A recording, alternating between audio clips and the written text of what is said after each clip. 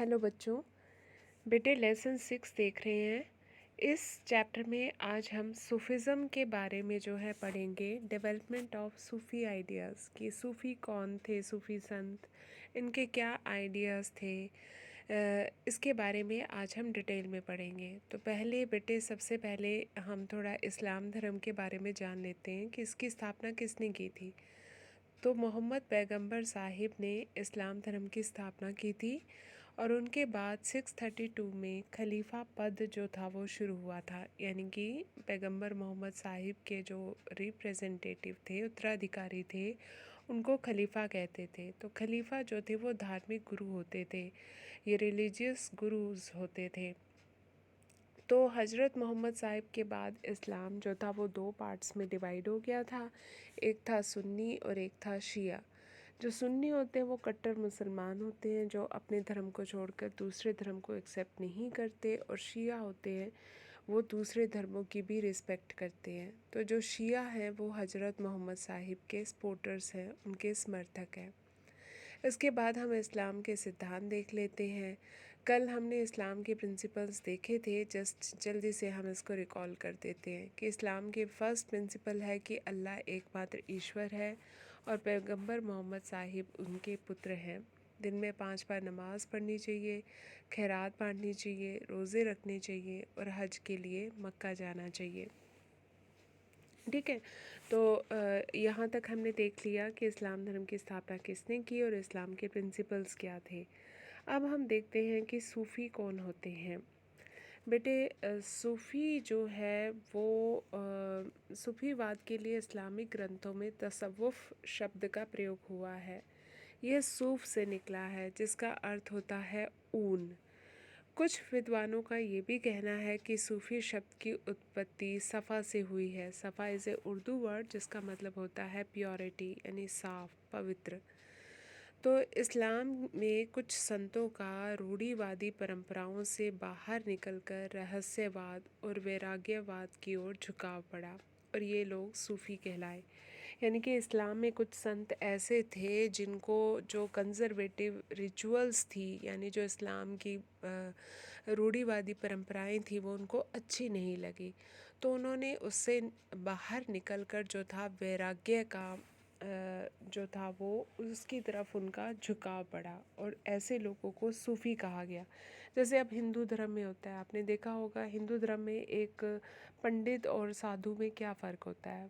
पंडित वो होते हैं जो मंदिर में रहते हैं, ग्रंथों को पढ़ते हैं, ठीक है, और उनके रूल्स रेगुलेशन मानते हैं। और जो साधु कौन होते हैं, जो इन सब रिचुअल्स को मानने से मना कर देते हैं और फक्कड़ जीवन बिताते हैं और अपने ध्यान के द्वारा परमात्मा को पाने की कोशिश करते हैं। तो यही बेटा सूफ़ी लोग थे। ठीक है।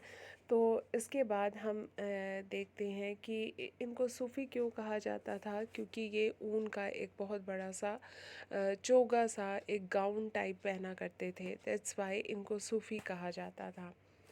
ठीक है। इसके बाद हम देखते हैं कि उन्होंने मुक्ति के लिए, प्राप्ति के लिए अल्लाह की भक्ति और उसके आदेशों के पालन पर अधिक बल दिया। ठीक है। और ये जो थे पैगंबर मोहम्मद साहिब को इंसान कामिल मानते थे, यानी इंसानों में सबसे सुपीरियर। और ये मानते थे कि हमें उनको फॉलो करना चाहिए, उनकी डीड्स का, उनके कार्यों का और उनके अच्छी बातों का हमें उनका अनुसरण करना चाहिए। और उन्होंने जो सूफ़ियों ने कुरान की जो एक्सप्लेनेशन की थी वो उन्होंने अपने एक्सपीरियंसेस के बेस पे की थी। मतलब उन्होंने अपने जो था पर्सनल एक्सपीरियंसेस के बेस पर उन्होंने उसको इंटरप्रेट किया था। इसके बाद हम देखते हैं कि खानकाहा और सिलसिला क्या होता है। व्हाट इज़ खानकाहा एंड सिलसिला। बेटे खानकाहा होता है सूफ़ी संतों के रहने का स्थान। जहाँ पर सूफ़ी संत रहते थे उसको हम खानकाहा कहते हैं। जैसे आम लैंग्वेज में हम उसको आश्रम कहते हैं। तो जो खानकाहा का जो कंट्रोल होता था वो शेख अपने हाथ में रखते थे, यानी जो सूफ़ी संत गुरु होते थे उनको पीर भी कहा जाता था, मुर्शीद भी कहा जाता था। तो वो उनका कंट्रोल उनके हाथ में होता था। और जो उनके फॉलोअर्स होते थे, यानी जो उनके स्टूडेंट्स होते थे, उनके अनुयायी होते थे, उनको मुरीद कहते थे। शेख जो थे अपने मुरीदों की भर्ती स्वयं करते थे, ठीक है। और उन्होंने जो था अपने खानकाह में रहने के लिए कुछ आध्यात्मिक जो व्यवहार के लिए, यानी स्पिरिचुअल बिहेवियर के लिए वो कुछ रूल्स बनाते थे, ठीक है। इसके बाद हम देखते हैं सिलसिला क्या होता है।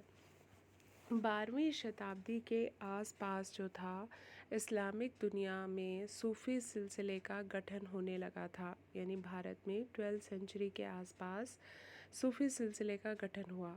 सिलसिला जिसका लिटरली वर्ड होता है जंजीर, यानी चेन, ठीक है।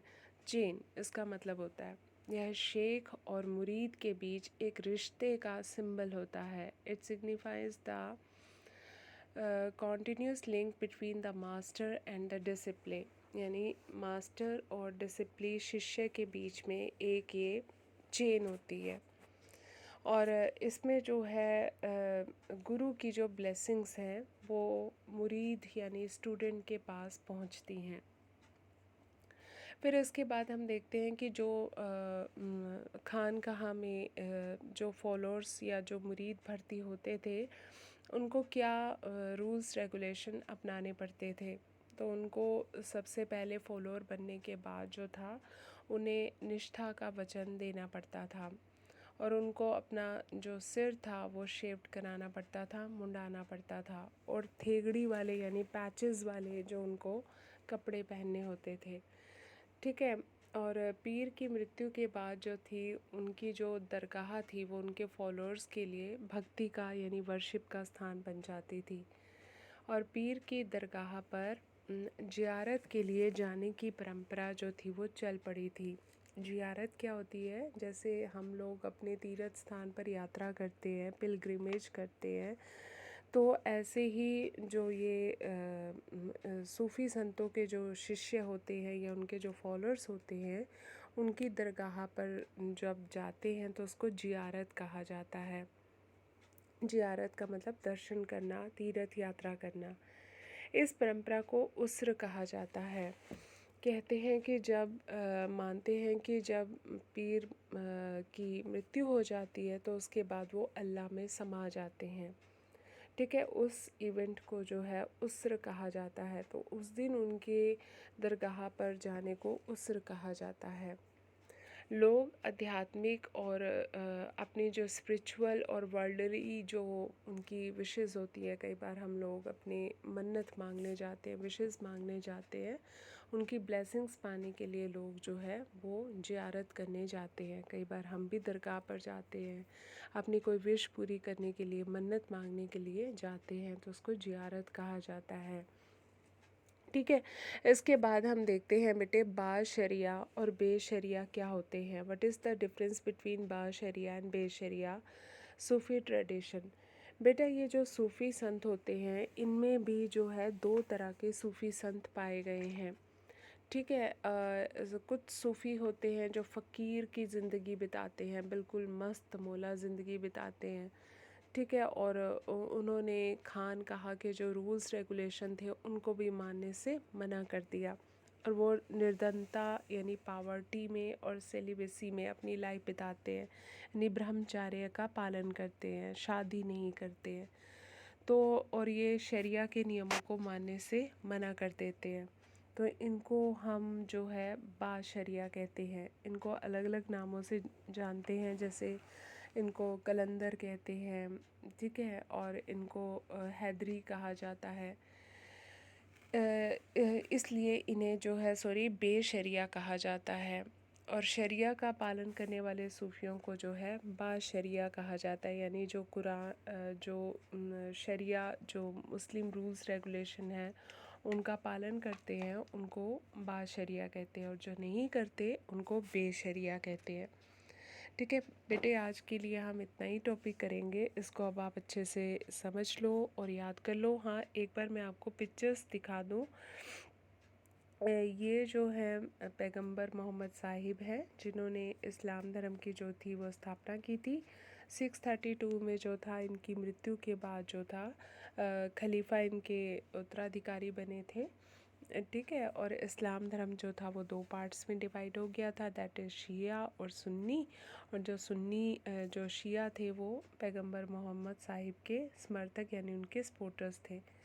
इसके बाद ये सूफ़ी संत होते हैं। ये देखो लंबा सा चोगा जिसे हम गाउन कहते हैं पहना हुआ है, ऊन का जो है वो पहना हुआ है, इसलिए इनको हम सूफ़ी कहते हैं।